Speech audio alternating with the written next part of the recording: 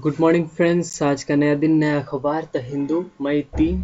चलिए समझने की कोशिश करते हैं आज के अखबार में क्या है।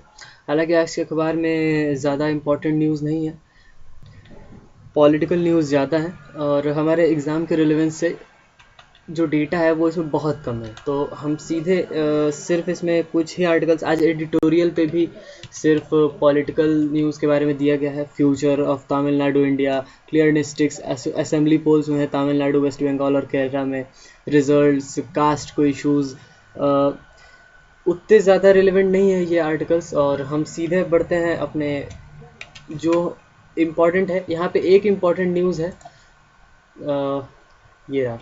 सोमालिया के प्रेसिडेंट हैं जो मोहम्मद अब्दुल्लाही मोहम्मद, उन्होंने री इलेक्शन के लिए मतलब वो मान गए हैं। उन्होंने एक पार्लियामेंट में एक स्पीच दी जा रही थी जो कि लाइव थी और प्रेसिडेंट ने कहा कि मतलब प्रेसिडेंट ने मोहम्मद अब्दुल्लाही मोहम्मद ने वहाँ के प्राइम मिनिस्टर से कहा कि फ्रेश इलेक्शंस के ऑर्गेनाइजेशन की जिम्मेदारी आप लीजिए। उन्होंने कहा कि हमने बहुत सारी तैयारियां कर ली हैं। एक्चुअली उनकी स्टेटमेंट थी कि we have decided to seek a solution through negotiations and to avoid starting violence in the benefit of those who trade on the blood of the public. तो इतना है इसमें, यही था। अगले आर्टिकल, यहाँ पे एक छोटा सा आर्टिकल है, India receives aid from Taiwan.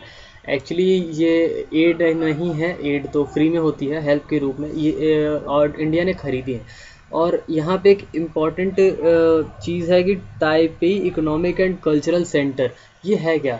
जो Taipei economic and cultural centre है वो इंडिया में 1995 में फॉर्म हुआ और ये एक्चुअली ताइवान और भूटान, नेपाल, इन सबको रिप्रेजेंट करता है।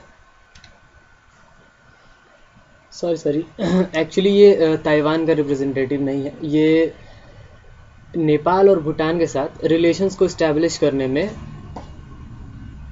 हेल्प करता है, या कह सकते हैं ये रिस्पॉन्सिबल होता है। तो ये थोड़ा सा एक इम्पॉर्टेंट चीज़ थी। और बाकी आज के न्यूज़पेपर में कुछ इम्पॉर्टेंट ऐसा नहीं है जो हमारे एग्ज़ाम के पर्सपेक्टिव से रिलेवेंट हो, और इसीलिए हम बाकी चीज़ों को एक स्किप करते हुए आगे बढ़ते हैं। और यहाँ पे ये जो म्यांमार में रेबल ग्रुप्स हो रहे हैं और नॉर्थ कोरिया ने कहा है कि बिडेन की शत्रुता वाली पॉलिसी है, हॉस्टाइल का मतलब होता है शत्रुता, यानी कि क्या कहते हैं, दुश्मन बढ़ाना। और यहाँ पे एक ईरान के स्टेट टीवी ने कहा है कि $7 बिलियन के लिए 4 इरानियंस को वापस भेज देगा अमेरिका। तो ये कितना सही है कितना गलत, सिर्फ स्टेट टीवी है, तो ऑफिशियल कोई और न्यूज़ इसके बारे में नहीं है। और अफ़गानिस्तान और तालिबान में फिर से झगड़े, क्लैशेस शुरू हो गए हैं। यूएस ने अपने ट्रूप्स बाहर निकालने शुरू कर दिए हैं और 100 लोगों की मौत हो गई है। तो देखते हैं इसके बारे में क्या अपडेट्स होती हैं। हालांकि हाल ही में तजिकिस्तान और किर्गिस्तान में पानी को लेके भी लड़ाइयाँ हो रही हैं, कुछ पानी का इशू है वहाँ पे। तो बाकी आज के न्यूज़पेपर में उतना रिलेवेंट आर्टिकल्स नहीं थे जिसे हम पढ़ें और आगे की तरफ बढ़ें। और ये यहाँ एडिटोरियल में भी उतनी चीज़ें इंपॉर्टेंट नहीं दिखी, तो इसीलिए उसे बढ़ते हैं। Second wave of virus, another exodus का मतलब क्या होता है आप कमेंट करके ज़रूर बताइए।